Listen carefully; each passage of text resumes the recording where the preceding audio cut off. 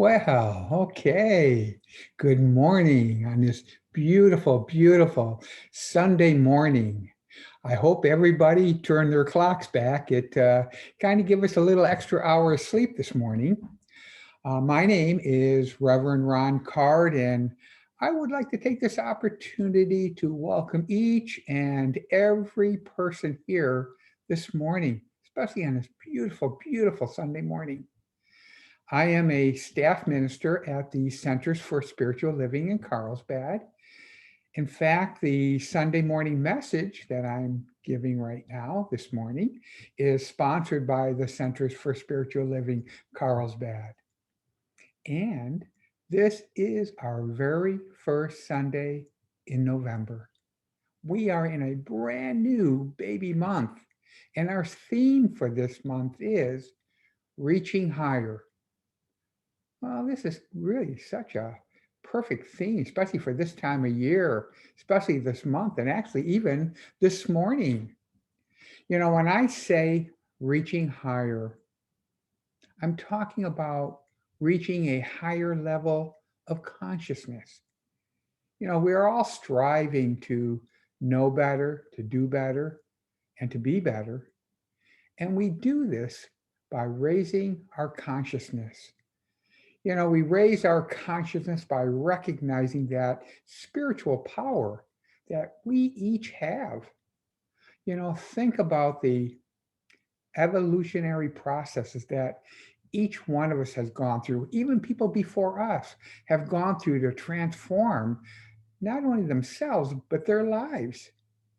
We have come to use our conscious use of our creative power to navigate through life, to deal with not only life, but to deal with the difficulties and the challenges that we are faced with each day.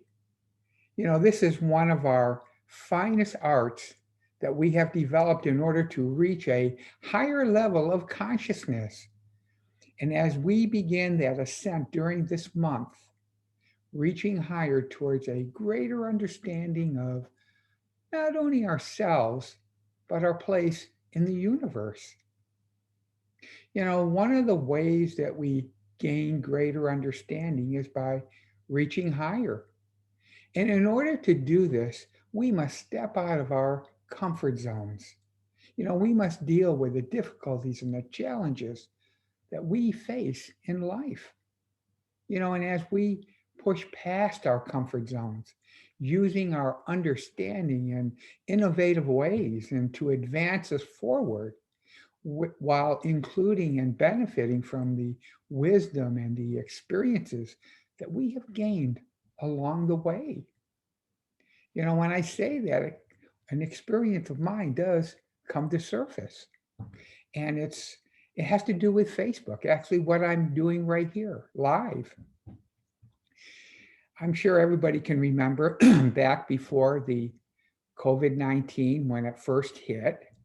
And, I was used to speaking. I was used to speaking in front of a congregation, in front of people, live people, where you could see facial expressions. And when COVID-19 hit, of course, everything closed down. Businesses were closing, churches have closed and stuff.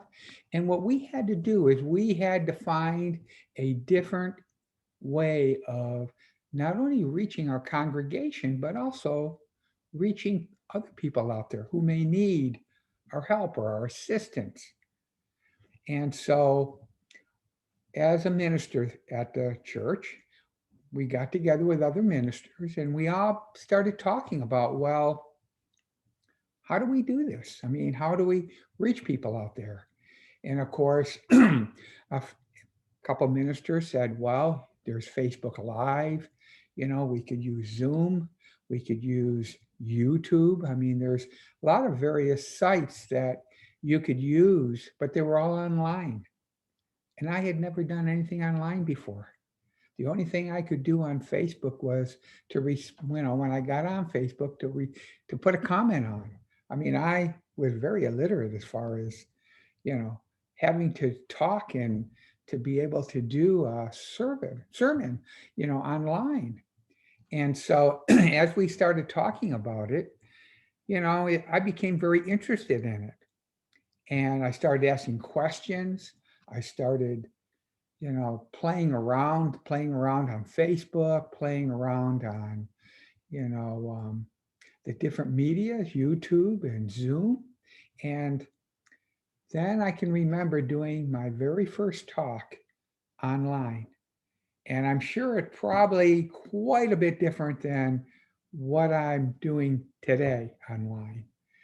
And I'm glad and I'm hope that you think I've gotten better. But anyways, this is what happens when we do push ourselves past our comfort zone, because my comfort zone was not reaching out online, so to speak, because when you're talking just to your congregation, I know those people.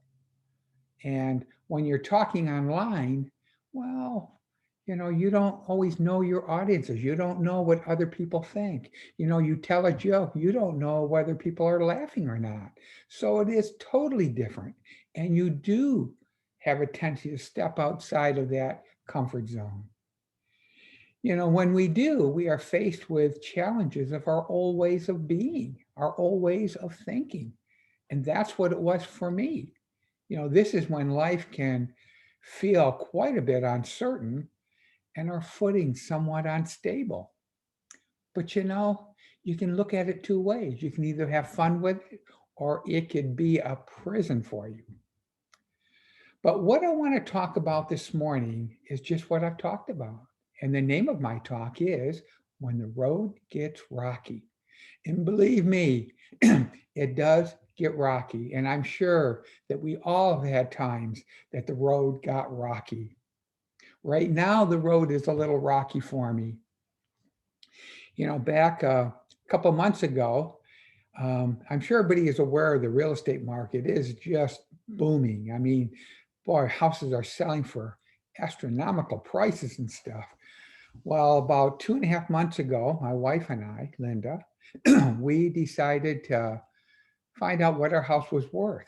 We didn't think it would be worth quite what they said it was going to be worth. But anyway, we wanted to find out.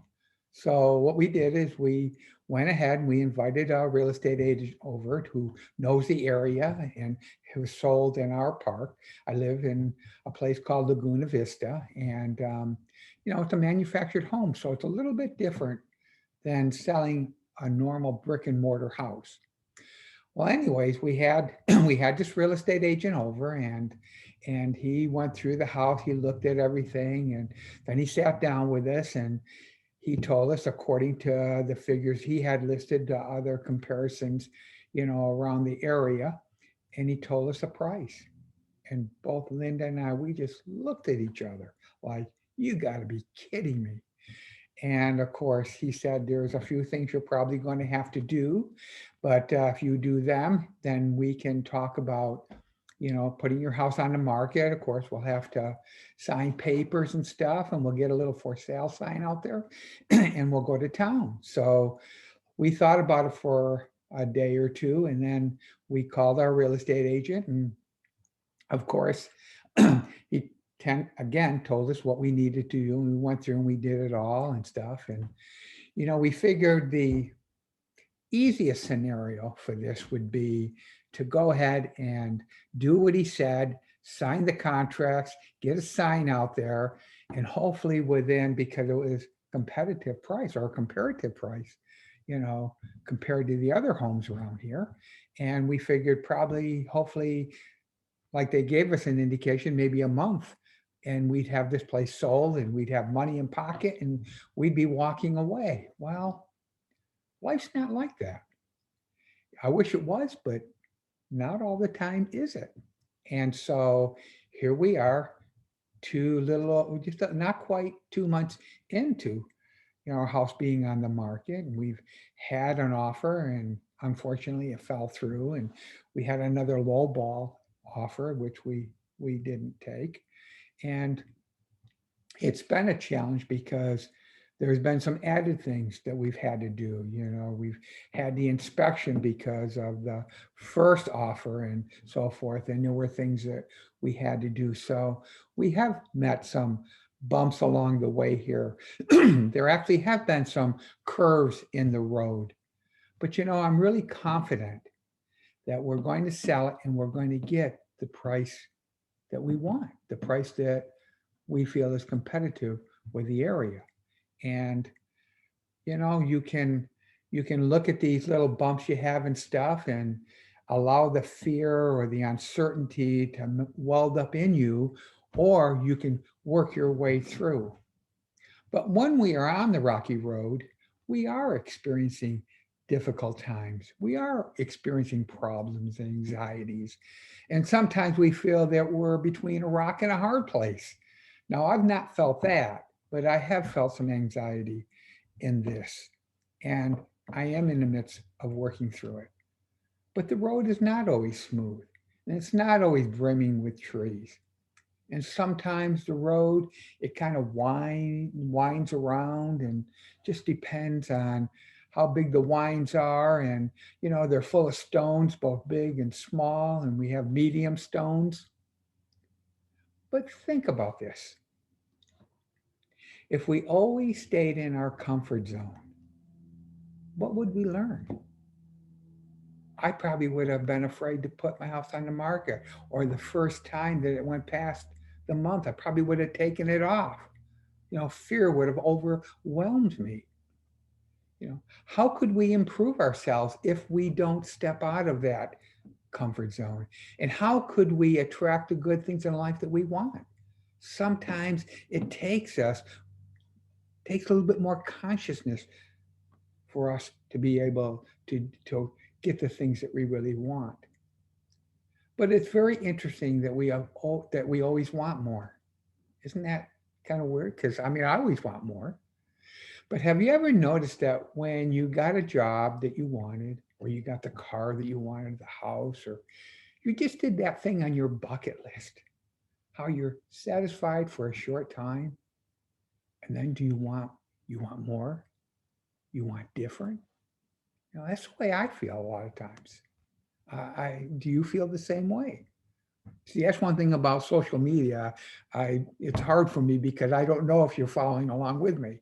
If you're having the same struggles that I may be having. But I do know that if we do the same things over and over again and we expect something different to happen, you know what? That's kind of like chaotic thinking. If we stay in our comfort zone and we don't stretch, we don't reach higher, we don't jump at or on opportunity, what do you expect to happen? How can you grow? How can you begin to, all you would, it'd be like wishing that something would happen. I do believe that staying in our comfort zones does prevent us from improving, from moving forward. But I do believe that the comfort zone is a good resting place for a short time. But then it's time to soar again.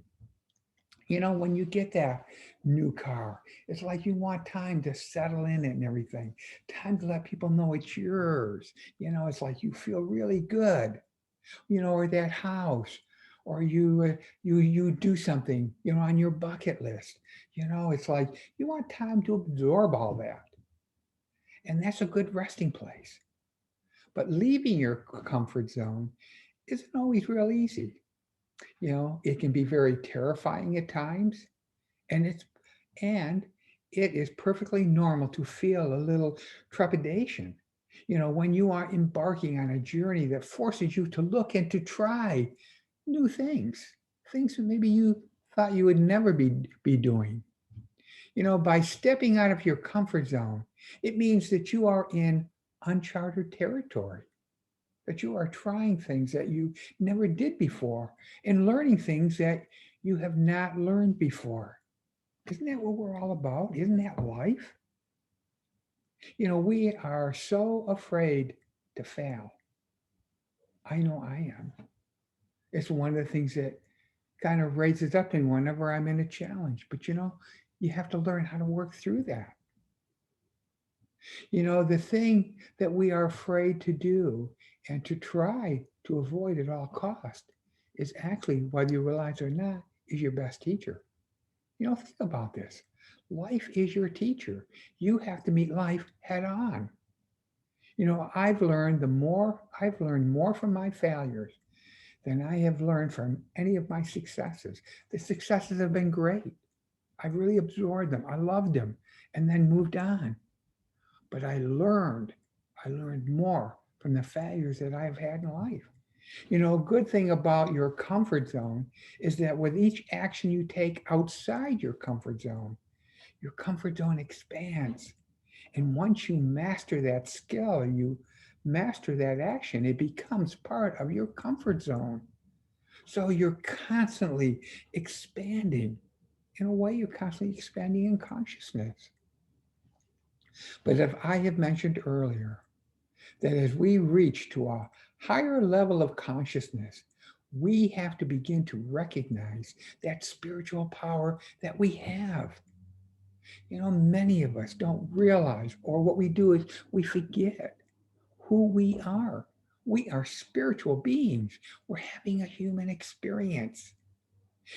Each one of us was born in the image and in the likeness of God. Life is God unfolding through us. Where is God? God is within each one of us. How can we fail if we have that kind of power? We have a power within us that we can use anytime that can help us be, do, or become whatever it is we want. What does God not know? So what is in the way is the way? Can we let pain become inspiration? What do you think? Could you let pain become your inspiration? As the road is rocky, we must begin to use our spiritual practices to become present and embody resilient.